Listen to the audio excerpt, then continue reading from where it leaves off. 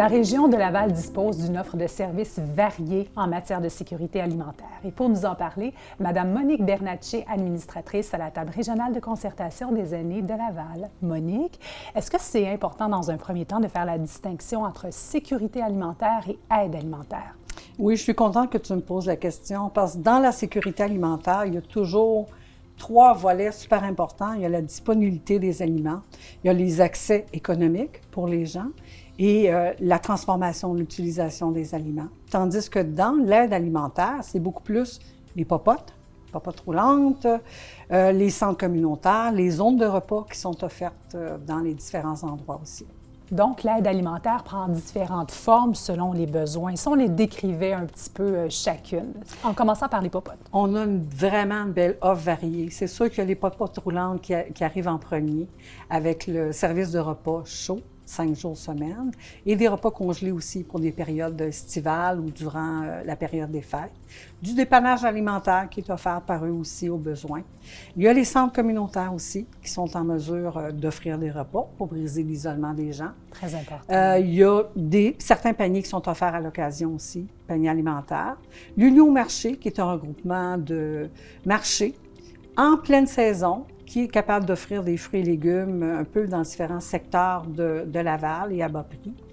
Le dépannage alimentaire qui est offert aussi par les églises, par le Centre Moisson Laval.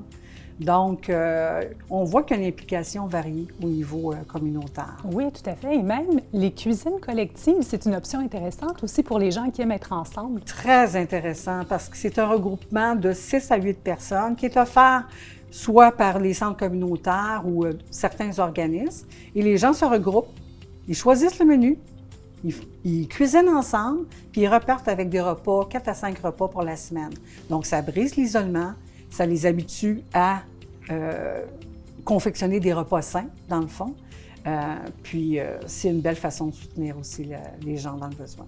Comment on fait, Monique, pour avoir accès à ces services-là? Exemple, la popote roulante. On peut s'adresser à l'Association des popotes roulantes de Laval. Donc, une clientèle de 65 ans et plus ou les proches aidants, bien, c'est sûr qu'ils sont éligibles. Par la suite, ils ont certains critères pour être sûr que la personne est sélectionnée. C'est sûr que ça peut s'adresser à une clientèle aussi qui revient d'une opération, oui, qui a eu un problème de santé aussi. Le 6 est super important aussi parce qu'il nous fait des références à longueur d'année. Donc, c'est du ponctuel. Donc, on est en mesure de répondre à la demande. Les centres communautaires offrent des repas sur place également. Ils peuvent offrir des repas à apporter. Donc, ça crée une autre belle façon de soutenir les gens dans l'alimentation.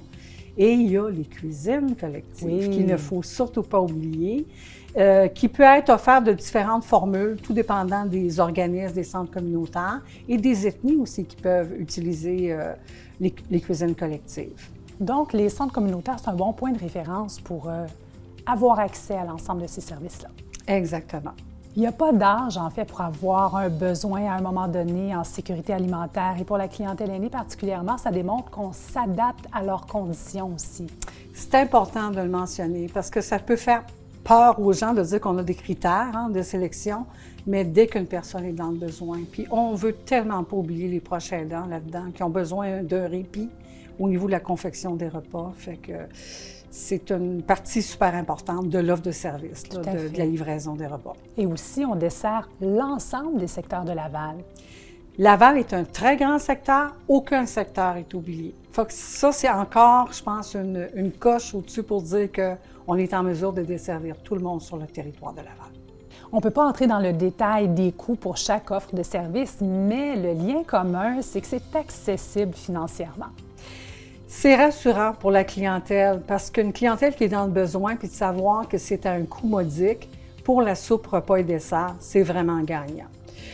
C'est sûr aussi que l'Association des popotes roulantes a un programme d'aide, Fonds de solidarité aussi, qui permet aussi d'offrir ces repas-là à faible coût et ne pas négliger la contribution de Moisson Laval qui offre des aliments. Donc, à ce moment-là, ça vient encore dans le coût du repas. Puis ils sont en mesure d'offrir la boîte Bon Appétit. Ça, c'est vraiment là, un très bon service qui est offert. Merci beaucoup, Monique. Donc, on peut voir qu'à Laval, il y a de belles initiatives en matière de sécurité alimentaire avec un objectif, celui de promouvoir les saines habitudes de vie et alimentaires.